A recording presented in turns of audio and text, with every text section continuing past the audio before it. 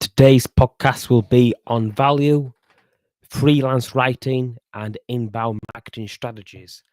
I've decided to talk about these topics today because I've had a colleague message me a few days ago about getting started as a freelance writer and about how they can actually develop their own value so they get paid for their work. Now, to start off with, to become a freelance writer, you'll need writing samples. You can get these by creating your own free blog on Wix. Wix is free. You create a blog on there. You can start creating blog posts. It gets you a few samples for free. You could also guest post for some websites as well. And also at this stage, I would even recommend emailing and messaging websites because you might get lucky and actually get a site where you can actually get paid for the work as well. Also, working as a intern helps as well. If at all possible, I wouldn't work for free because if you go to work for an employer or doing some freelance work as well, if they inquire about your experience in the past, if they find out that you've been working for free, they might use that as an opportunity to exploit yourself as well. And that's just something that's to be aware of because if someone realizes that you work for free, work for free, work for free, work for free, that undermines your value. What this part of the mindset, you got to take your mindset from working as yourself, from working in like an employee environment, because in the Western world, in the school system, the education teaches you not how to get a job or how to think like an entrepreneur. What it does, it teaches you how to be an employee. And what you learn to be a good employee will not serve you as a freelancer. For example, when I was in the mainstream workforce, I had to I had to wait 2 hours just to be told I was okay to press one button. It's that kind of attitude that's not going to help you as a freelance writer, or even if you're a part time freelance writer as well, just because you can't be at home or don't think you're at home, forget his work. You got to take the same attitude as a freelancer, the way you would do work, but except be more productive about it. You can't be thinking that I've got to wait 2 hours to do this work. I've got to read that book. I've got to do this. I've got to listen to that podcast because you'll never get started. You'll never get done. No one's going to tell you that you are now a writer or that you're now a freelance worker or that you're now in the gig economy. It's never going to happen. You're even going to get people telling you not to do it as well, even people from inside this industry, because we're all in competition, and it's just getting over this mental hurdle. Because again, what you've been taught is wrong, put simply, because in the year 1800, 8% of people worked on farms, and in that environment, people didn't work for money; they worked to live. So they were all self-employed as well, and that's where they have to think for themselves and behave for themselves. When the Industrial Revolution happened in the 19th century, industrialization, the farmers had to become factory workers. So they needed to know how to behave, follow instructions, get up on time, and function in that sad environment. That's why the education system is not designed to teach you how to think for yourself. It's designed to teach you to be a good factory worker and good soldiers. There's a reason why it comes from primarily Germany in its origins, because Germany, if you look at Germany, its interior in terms of geography and the mountains like upside down V. It's like that, upside down V, and there's only like so much farmland. So Germany, they had to become more efficient. They had to become better than these European rivals. That's the Swedes to the north, the Austrians to the south, the Russians to the east, and French to the west. So that means they had to become more efficient. And to do that, with its education system, it created great factory workers and great soldiers. That kind of thinking will not apply towards the gig economy. and entrepreneurship. I use those words interchangeably because once you become a freelancer, you're not just a freelancer, you're also a entrepreneur, or you're on the journey to becoming an entrepreneur, I should say. But it's more to do with developing the that skill set, because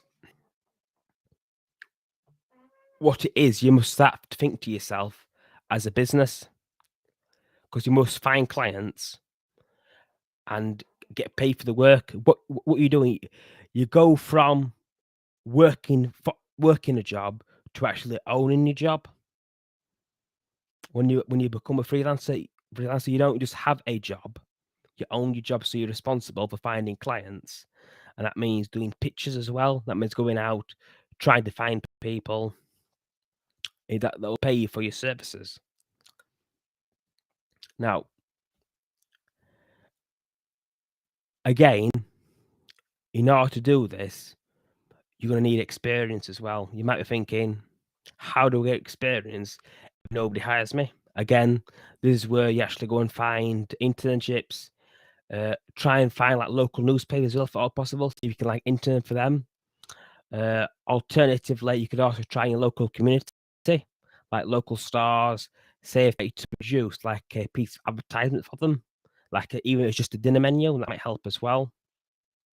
I mean, for me, when I got my first experience, I actually worked for like a local small company.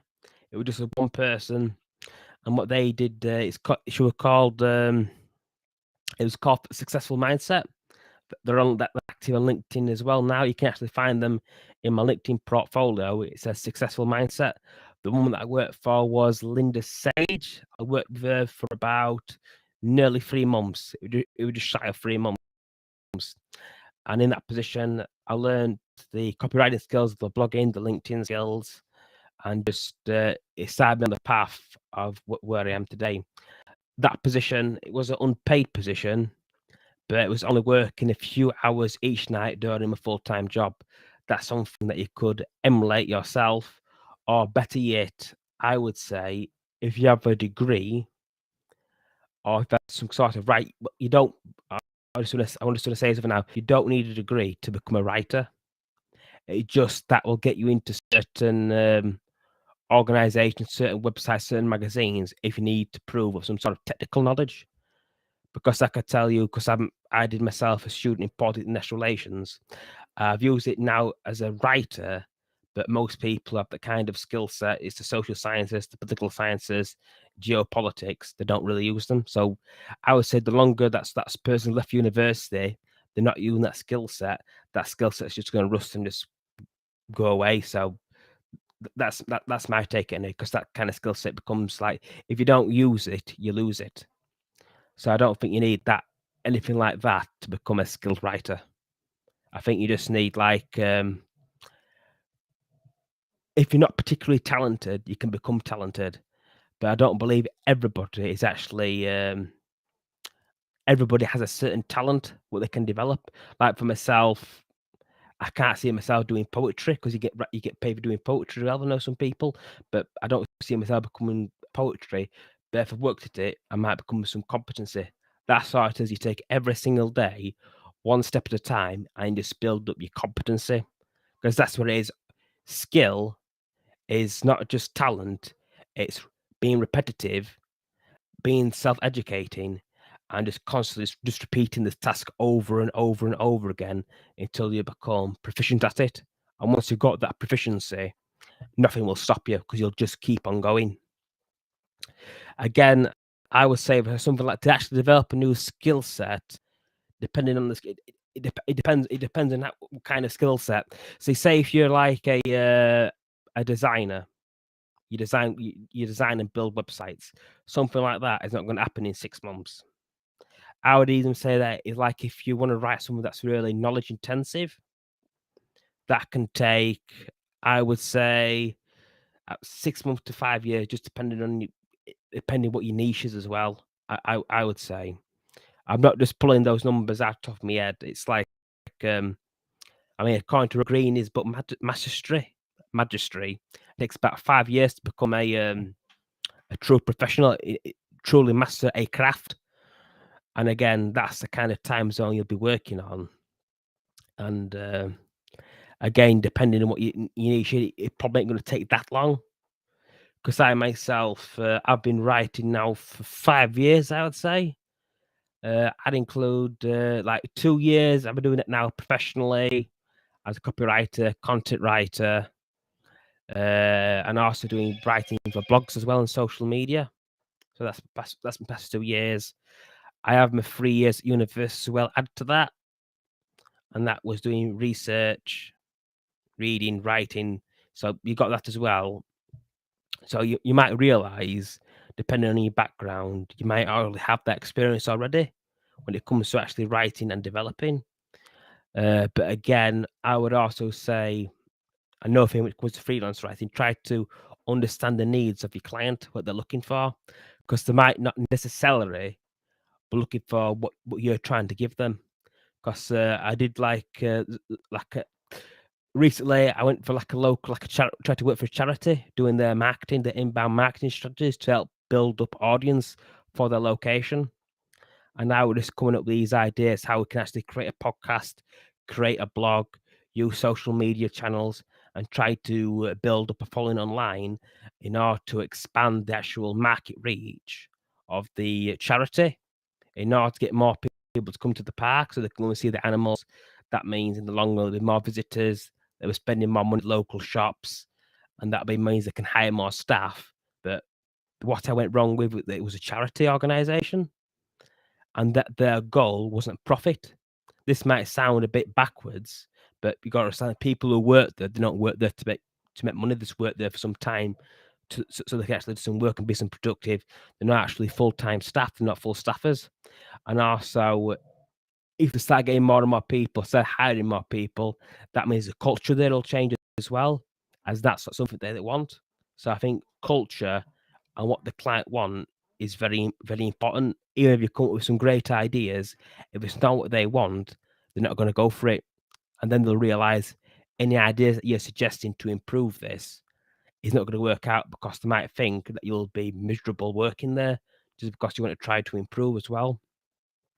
So I think that's something to be watch out for, not just for working as a freelancer or working in other kind of gigs, but also organizations as well that understand the organizational culture, because they're not going to tell you, unfortunately, what the organization is like until you've actually joined.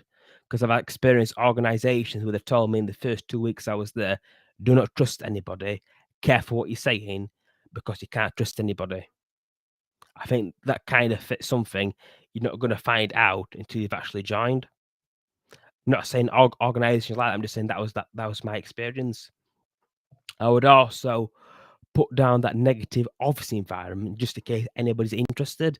Just because people don't really have family, they don't really have friends, like a large net of friends. So that means if they're going to vent about the emotions, if they're going to complain about the boss, if they're going to talk about their own marital or relationship problems, they're going to do that in the office. So for myself, I'm kind of empathetic. I'm a strong listener. I can identify with people's emotions. So I end up turning into the office therapist. And that was not something I really enjoyed doing. But I had people coming up to me complaining about their marriages, on about how they have like panic attacks and had to take out the office by ambulance.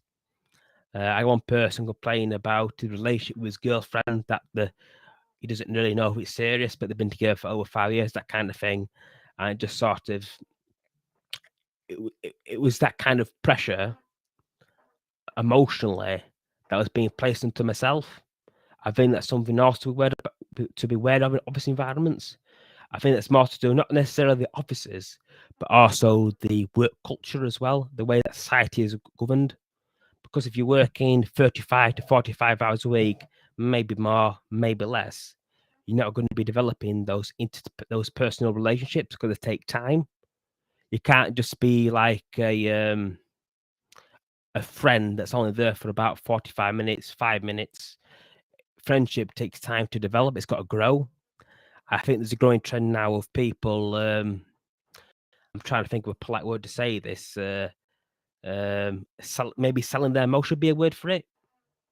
I was thinking of like people don't value others' time, kind of thing that we don't. So I've often noticed myself that when if somebody shares their emotions to yourself, you try to share something back. They're not very receptive. It's like if I asked you about how did your work go, kind of thing, or how was Saturday, and you tell me all this, you give me all your emotional feedback of your experience. And if I were to try to share mine with yourself, kind of thing, it's not. They don't really like. There's no like a conversation like a game of tennis. You got to bat the ball back between each other. I think those social skills have rotten due to social media, and particularly I would say TikTok as well. They just don't exist. I don't think they really exist anymore. I think it's making people like socially inept in certain cases. I think that's a generational thing as well. So I have noticed there's been a problem between the millennial generation Z and the boomer generation when it comes to how to actually function in the workplace, both good and bad on both sides. But I'll not begin into that in this live stream, in this podcast, just because it's a bit off topic. I would also say, with inbound, I'll go into inbound marketing strategies now, shall I? Now, with inbound marketing strategies, this typically comes from the American entrepreneur and marketer Zeph Golden, and also Neil Patel as well.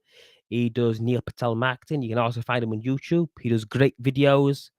You can watch his videos. They give great advice on how to market products using social media, using Facebook, using Twitter, using all these technological avenues without using the traditional marketing campaigns, which I personally think don't really work anymore, but companies still spend money on them. But what Zeph Golden, what his idea pretty much is that you give value to the customer. Every product, every post, every podcast, everything must be value to the customer. You got to give before you can take back. It's like an easy example is this live stream now, this podcast that people listen to as well on Spotify, is that as I am speaking, hopefully from this experience, I reach something inside you. I either spark something, there's something about my voice, there's just something that really gets inside you, something that really moves you, that I'm giving something to you. But with that being said, I'm not gonna straight off and say like something off Tim Pool, go and buy my political shirts, or just because I haven't built that trust, or go and buy my mugs, or that kind of thing. We obviously on podcasts, it's about giving, and once you've started giving to people, then you can start taking away in the form of revenue by either selling people your books, selling people mugs, or anything to sort of like monetize yourself. Even if it's purely monetization by building your market reach, by building your brand. So you don't make your money directly from the Facebook, directly from the YouTube, directly from the podcast, or even directly from Instagram. You make your money by other means.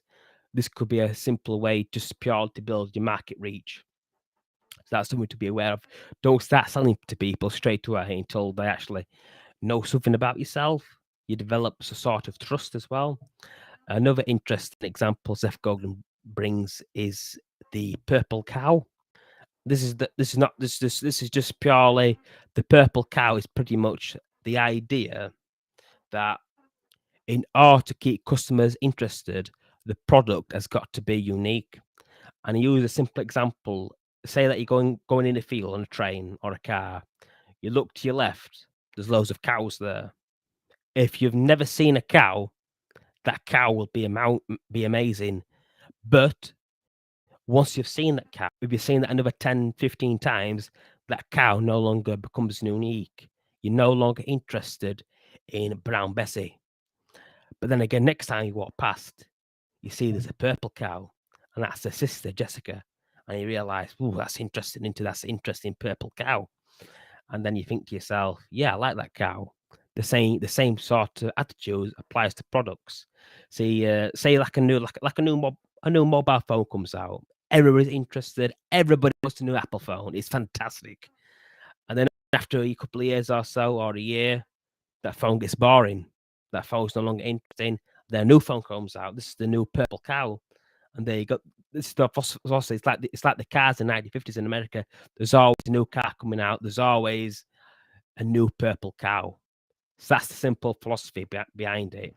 But Zeph Golden also puts forward the strategy of using market research and UX design as well by understanding for marketers, if marketers can understand that product, if they can understand the design of the product, they can better at marketing the product as well. And also, if the product can be adapted, that means that product can still generate more and more revenue as well. I think a good example of this could be a website. Like you've got a website, it's been monetized, you're marketing the website, you want people to go to your website. And because of that, that just leads to the website can be modified as well. More stuff can be added to the website. The user experience can be improved to the website, and that just leads to more and more revenue. I think that's a good example as well. So I'm like, what else is there? Oh yeah. When it comes, I'll just round it all off now. Okay. When it comes to your value, again, as freelancers, as writers, try to don't sell yourself short, I would say, which can often be easier said than done, just because you you got people will take advantage of you. At the end of they will take advantage of you because people do have their own business. If they can get the same product from you at the same quality for free, they will do so. And again, I would say check out your local communities, see if anybody want to write any content for yourself as well, and also try to break out of your traditional mindset of being a factory worker through the traditional education system. That's something that's really going to be very hard to break. And when you do break that, there might be consequences as well, just because the way society is governed, it's governed for you to actually get a normal job. Not that what we're doing, either doing freelancing, either full time or part time, is a bad thing. It's just that it be seen as negative, because when you start working independently, start thinking independently, you're going to be finding yourself not very particularly happy in the traditional workplace, just because you might be thinking, why am I sat here not being productive for 2 hours, waiting for somebody to tell me to press a button? And that'll be just, you'll be growing unsatisfied as well with that. Inbound marketing, I would say, again, because if you're working as trying to market products to people, or even market yourself, you're trying to market yourself, I would say start a podcast, start a YouTube channel, use the social media that is relevant to yourself in order to sell your product, your services, or even build your own network as well, because you get people that will get to know you as well. Again, your first few videos will be very sloppy, just because you're not going to spend a lot of your time building scripts for each podcast, just because that's not your main form of revenue. I would say this now: do not quit your job, or do not immediately quit everything to become a YouTuber or a podcaster, just because it just doesn't work like that. Because I know that we're in a sort of a social media day, people make money on Facebook, YouTube. You don't want social media to become your life. The most successful people on social media are successful because they live their lives off social media, so they can show their social media. Like if you're like Kim Kardashian, is successful for being successful in some ways, but she's also lived a life as well. She's got wealth, so like when you see her at these exotic locations, she can actually afford to be there, and that's what people want to see. They don't want to see some bloke or woman on Facebook all the time on about their lives, and it's not like glamorous kind of thing, or they're not giving it any sort of value to the customer, to the user, to the reader, to the watcher. They're not giving value back. So that's very much something to be aware of as well. That interesting people create interesting content. And for example, I know Andrew Tate, he had like 50 million Instagram followers. He's been kicked off Instagram now, but if you took his content, he's got fast cars. In order to actually do that, to show that off, he had to build that lifestyle beforehand. He had to build that skill set, for better or worse, no matter what you think of him. It's same with like The Rock as well, or anybody else who's famous, like Joe Rogan. Joe Rogan made his money doing the comedy and Fear Factor in the United States back in the early to like mid 2000, I think, before he started the Joe Rogan Experience. So he found his success first before he became a podcaster, before he started doing this Facebook and YouTube stuff. So I would say something like this is purely there to supplement your skill set, I would say, or to build your own personal brand. It's not there to actually replace anything originally.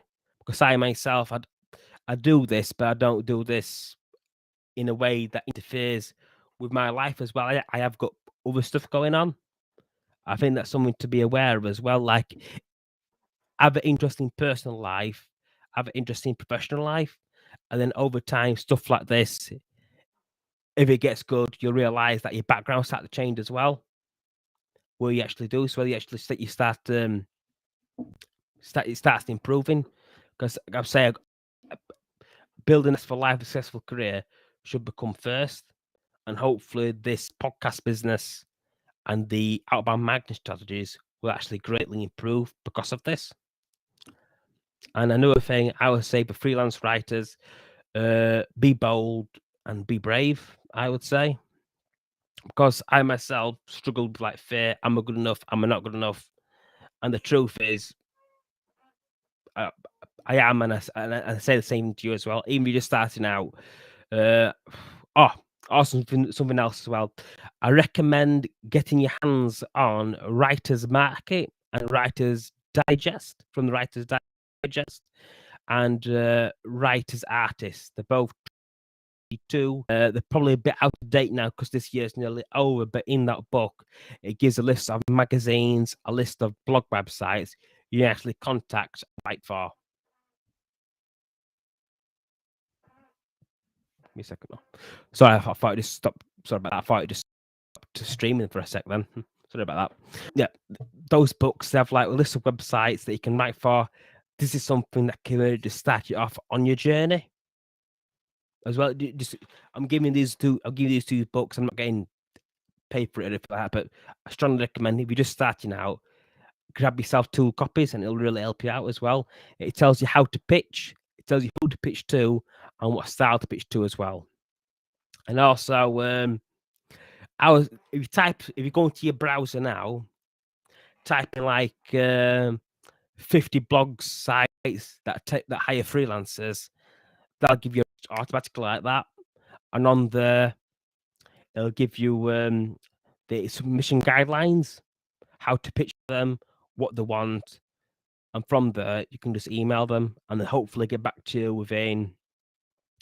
It's usually it's between 3 to 15 working days, and if you don't hear back from by them, they probably wouldn't have accepted you. But again, with that, don't take it personally. You could be like the 100th person, the 50th person, the first person, or the third person. You're not going to get accepted every time. It's just how it is. Don't let it destroy you, because you are going to get rejection more than you are going to get acceptance. Though, if they do contact you with any feedback, either criticism or positives, take it in a positive light and work with that feedback.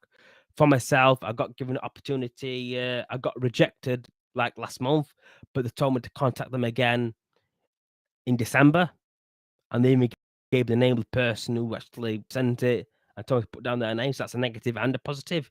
You're going to get stuff like that all the time. And also, don't try to be responsive as quickly as you can, because I've noticed that just with how competitive it is, how many people go look through it, how many pictures.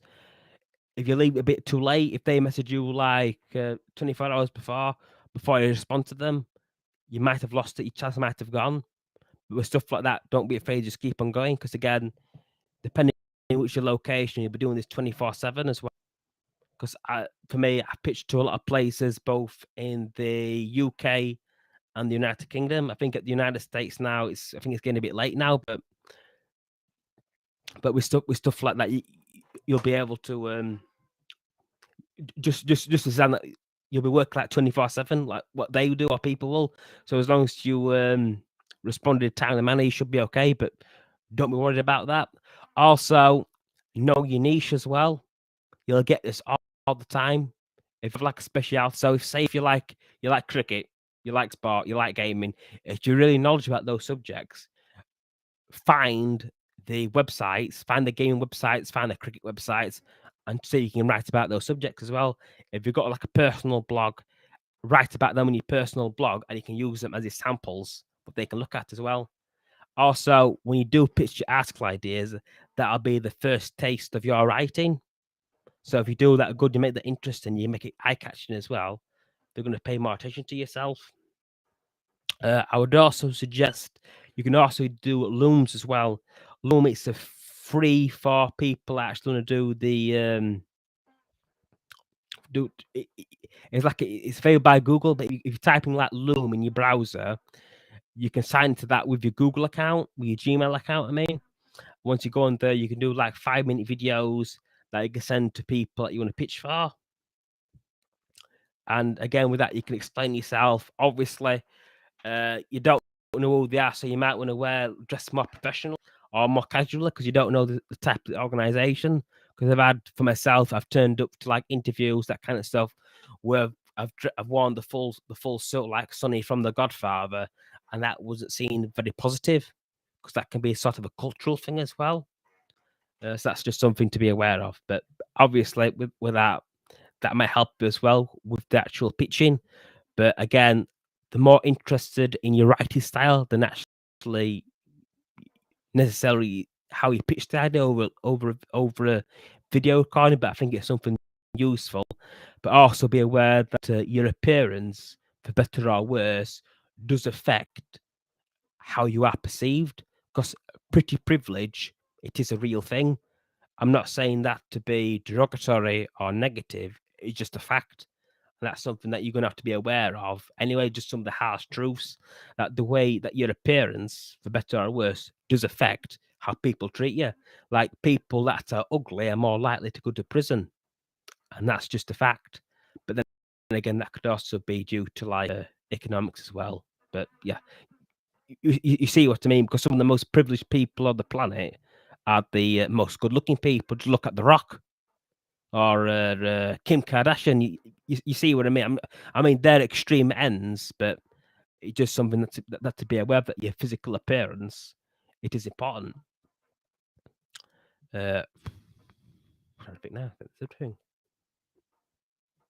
I think that's everything.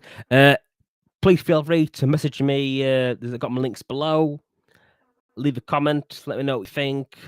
I don't think I've forgotten anything, but again, if anybody wants to add anything, please do so because I won't. I'm sure I might have missed something, but I think that pretty much covers everything. And I would say thanks for listening, and let me know how this live went. Just because I'm doing this live, but this is like the third time I've ever gone live. I normally pre-record these. Please let me know what you think, and hope you enjoy this content.